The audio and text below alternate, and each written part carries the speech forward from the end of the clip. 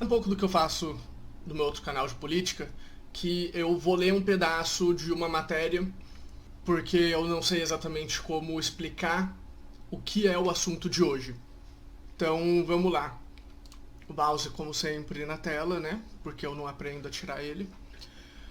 Algumas campanhas preferem usar as regras exatamente como impressas para D&D quinta edição. Mas todas as campanhas são diferentes. E para muitas campanhas, criar regras da casa pode permitir que o jogo seja mais divertido e mais interessante.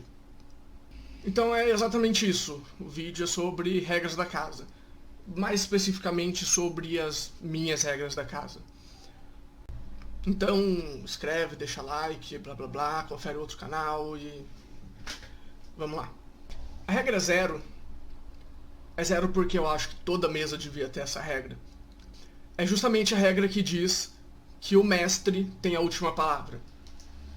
Quando eu digo última palavra, eu não quero dizer sobre literalmente tudo que acontece na campanha, porque o mestre não pode decidir o que o seu personagem vai fazer. Mas ele toma todas as outras decisões que não envolvam o personagem diretamente. Decisões de regras, decisões de improvisação sobre alguma coisa por algum momento, respostas de NPCs, como descrever as coisas. Tudo que não seja uma ação que um personagem de jogador vai fazer, quem decide é o mestre. Se você não gostou da decisão, você pode falar com ele depois, conversar uma solução, ou só falar que você não gostou e o mestre falar que o problema é seu. Regra 1. Teoricamente 2, mas... 1. Também não é exatamente uma regra da casa, é uma regra do jogo, que é: faça um personagem que você quer jogar. Não crie um personagem porque você foi pressionado pelos outros. Uma party não precisa ser completamente equilibrada. Por isso, até quando os meus jogadores estão fazendo um personagem, eu prefiro que eles façam separados os personagens, me mandem tudo o que eles têm que mandar, depois eles começam a conversar entre si. Justamente para evitar essa coisa de a gente ficou sem cura, a gente ficou sem ladino, a gente ficou sem magia, blá blá blá blá blá blá. Como eu falei, na minha mesa de sábado, a gente tinha 2 paladinos, um guerreiro e um ladino. A gente não tinha clérigo, a gente não tinha druida, a gente não tinha bardo, a gente não tinha cura praticamente. Os paladinos têm cura, mas convenhamos, paladino normalmente guarda seus slots de magia pra usar em ataque. Smite é uma das coisas mais OPs em alguns momentos. Valeu, moto. Então as primeiras regras são simples, rápidas, mas vamos pra regra 2, que agora sim seria uma regra da casa mesmo. Eu já vi em vários sites o que é uma rolagem crítica. Quando eu comecei a jogar 13 anos atrás, uma rolagem crítica você rolava 2 dados. Então, por exemplo, você tá usando uma espada curta, você rolou um crítico, em vez de você rolar um D6 mais força, você rola 2D6 mais força. Mas ultimamente o que eu tenho feito, eu não tenho usado muito essa regra e simplesmente dobro o valor do dado. O que em alguns momentos pode ser bom e outros pode ser ruim. Tem uma conta que já foi feita que mostra que dobrar o valor do dado normalmente dá um resultado 12% mais alto, se eu não me engano, alguma coisa assim. Mas tem uma outra variação dessa regra, que é justamente maximizar o outro dado. Então, vamos manter o exemplo da espada curta. Rolou um crítico. O segundo D6, ou o dobro do D6, é um 6 automático.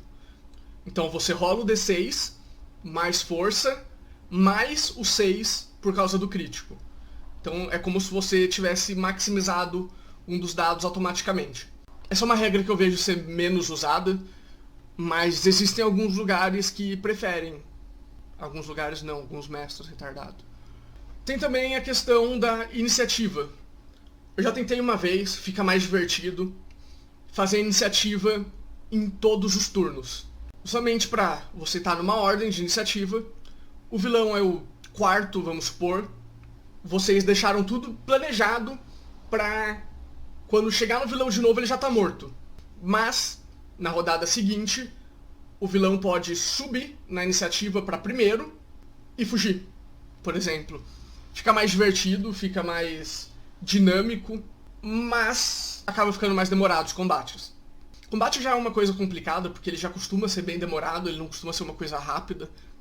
Mas aí isso é uma coisa que você tem que virar e conversar com os jogadores. Outro estilo de rolagem de iniciativa é uma que Mike Murrow, se eu não me engano, colocou no Twitter dele uma vez, que é justamente cada tipo de ação é um dado para rolagem. Então, no início da rodada, todo mundo escolhe o que vai fazer e todo mundo rola um dado.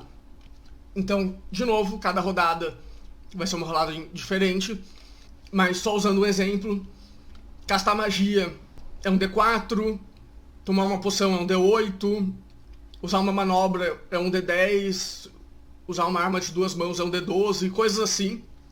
Então isso tem que ser definido, a regra tem que estar clara para os jogadores, todo mundo tem que saber a regra, ninguém pode falar que não sabia. Então se você for usar alguma coisa diferente da iniciativa tradicional, avisa, faz um teste, usa uma vez e vê o que todo mundo pensa. Como eu falei, esse tipo de iniciativa faz o combate durar mais, então você pode fazer uma coisa que você usa esse tipo de iniciativa em combates menores, não em combate de boss, não em combate contra o inimigo que você sabe que vai durar muito, faz em combate que vai durar, sei lá, 2, 3 rodadas, uma coisa rápida. Eu falo isso porque os combates de boss que os meus jogadores enfrentam, às vezes duram 10 rodadas. Um combate assim ia durar a sessão inteira, se fizesse a iniciativa toda rodada. Regra 4. É 4? Eu acho que é. Consumíveis. Na página 153 do livro do jogador, fala que tomar ou administrar uma poção requer uma ação. Mas na página 190 fala que para tomar a cerveja de uma garrafa é uma ação bônus.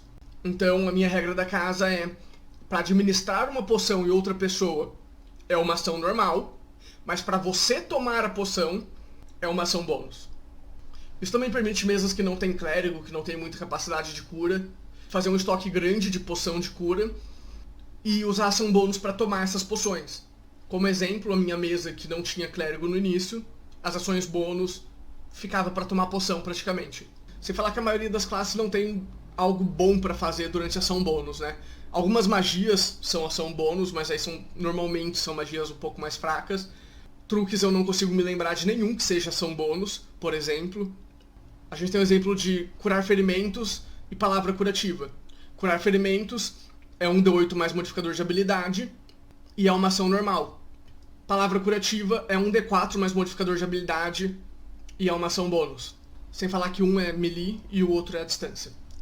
Então, a minha regra da casa seria você poder consumir alguma coisa como ação bônus, mantendo o fato de você dar um consumível para outra pessoa ser uma ação padrão. A quinta regra da casa seriam seguidores, que eu falei no penúltimo vídeo, no vídeo de sexta-feira da semana passada. Quando os personagens dos seus jogadores atingem um determinado level, você dá um seguidor para ele. Esse seguidor seria para caso aquele personagem morra, o seguidor vai lá e assume o lugar dele no time principal, digamos assim. Justamente para evitar a entrada e saída, muitas vezes constante, dependendo do mestre, do grupo, de pessoas que ninguém conhece, ninguém sabe o passado dela, então você tá andando com seus amigos, do nada aparece uma pessoa e você automaticamente confia nela. Isso não faz sentido nenhum. Isso pode ser um problema para jogadores com alto nível de roleplay, porque, como exemplo, nessa mesma mesa que eu tô, antes da gente começar a campanha atual, na campanha anterior, a gente tinha um jogador que ele entrou, a mesa já estava em andamento, só que o meu personagem e o antigo personagem do Elmin, eles eram muito desconfiados, então eles não confiaram no personagem desse jogador e largaram o personagem para trás, eventualmente, depois de uma ou 2 sessões. O jogador fez um novo personagem, passou mais umas 2, 3 sessões, ficou para trás de novo. O jogador fez outro personagem, passou mais umas 2, 3 sessões, ficou para trás de novo. Então, por causa da história dos personagens, esse personagem desse jogador acabou ficando para trás. Justamente porque eles não confiavam em ninguém Então não fazia sentido eles simplesmente começarem a confiar naquele personagem. Como eu falei, eu roubei a regra. Eu vi ela originalmente no Matthew Colville, na campanha dele do Chain of Akron, que ele streamava na Twitch até o início de tudo isso acontecer. No mundo dele existe esse grupo, onde estão os personagens principais, e cada personagem principal é um dos seniors do grupo. O grupo, na verdade, é um exército. Então, os personagens principais são os líderes do exército. Cada líder tem os seus subcomandantes, digamos assim. É mais ou menos daí que eu tirei os seguidores.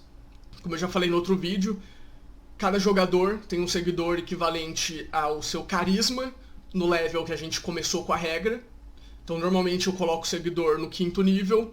Então, no 5º nível, a gente olha o carisma de todo mundo e vê quantos seguidores aquele personagem pode ter. Então, por exemplo, um personagem com 18 de carisma pode ter 4 seguidores, que é o modificador. Um personagem com 8 de carisma tem modificador -1, modificador negativo, vai ter 1 seguidor, justamente para evitar que alguém fique sem seguidor. O mínimo seria 1, até porque a maior parte do jogo o mínimo é 1 mesmo. A 6ª regra da casa são ajustes dos personagens. Como eu falei, antes da gente começar a campanha que a gente estava, 1 ano e meio, 2 atrás, a gente tinha a regra já de que a cada level múltiplo de 4, os jogadores podiam ajustar o personagem. Não gostei dessa magia, não me foi útil, tira ela, coloca outra no lugar. Ah, eu achei que essa subclasse ia ser boa, não é tão boa quanto eu esperava, muda. Esse item não é tão bom quanto eu queria, pega um outro equivalente em poder mágico, né? Raro, raro, muito raro, muito raro, incomum, incomum. Só quando a gente começou a nova campanha eu virei o mestre fixo, eu tenho um problema com números, que eu prefiro números múltiplos de 5. Então a gente fez nos levels 5, 10 e 15, os jogadores vão poder alterar qualquer coisa. E no caso de alguém entrar na mesa no meio da campanha, a gente deixa a pessoa fazer o personagem que ela quer. No level seguinte, ela pode trocar alguma coisa no personagem como um bônus, digamos assim. Existe uma regra 7, que não é uma regra falada na minha mesa, que é mais ou menos a regra da zoeira. Porque, por exemplo, o Osmo ele tem uma torre de rolagem, então ele joga o dado por cima da torre, ela cai e mostra o resultado embaixo. Algumas vezes, ele não rola na torre. Teve uma vez que o Uriel meio que fez uma piada falando: ah, você não rolou na torre, então não conta. E a regra da zoeira seria justamente isso. Não é bem regra da zoeira, é uma padronização. Se você sempre faz de um jeito, aquele jeito acaba virando costume, quando você não faz daquele jeito não vale. Basicamente isso. Não é uma regra, é mais uma zoeira, mas isso acabou ficando, isso acabou tendo efeito em algumas coisas que aconteceram durante a mesa, como por exemplo isso que eu falei sobre a rolagem do Osman ser dentro da torre. Então essas são as principais regras da casa que eu tenho na minha mesa, 6 ou 8, dependendo do que você quiser considerar, que é justamente a regra 0. O mestre tem razão. Regra 1, formas de rolar crítico. Regra 2, modos de iniciativa. Regra 3, consumíveis. Regra 4, seguidores. Regra 6, ajustes dos personagens nos levels múltiplos de 5. E regra 7, a regra da continuidade, do padrão. Dá pra ver que tô com outra camiseta, quando eu tava editando, um pedaço do arquivo tava corrompido. Então, eu já tinha terminado praticamente o vídeo, né? Eu já tinha explicado aqui quais são as 7 regras. Então, de resto, é só vídeo terça e sexta, às 18 horas. E é isso, valeu!